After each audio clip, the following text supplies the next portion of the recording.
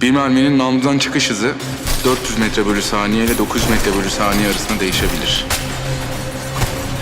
Yani bir mermiyi durdurmak istiyorsanız ya da o mermi sevdiklerinize değsin istemiyorsanız namlunun ucunda olmanız gerekir. Mesafeler bizim için önemlidir.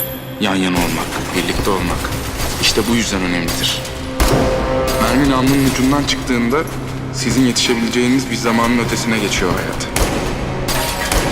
Yetişemediğiniz için de büyüyen öfke o hayatı yiyip bitiriyor.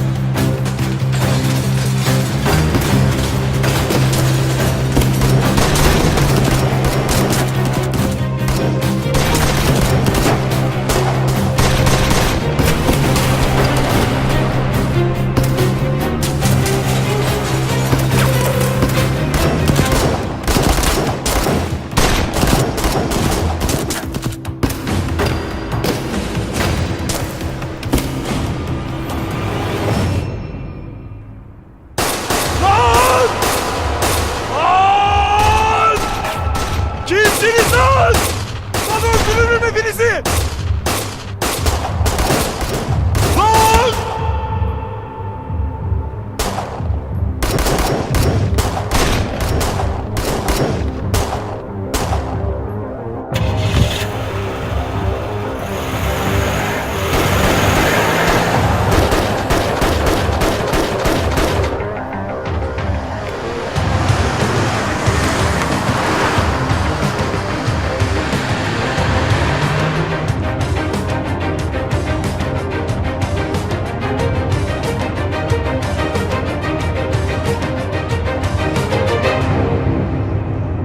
Alo Sami abi.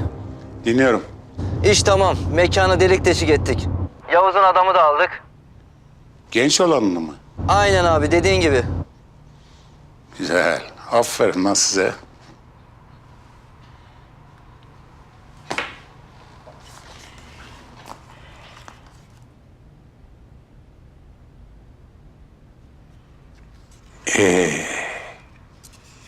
Yavuz Efendi.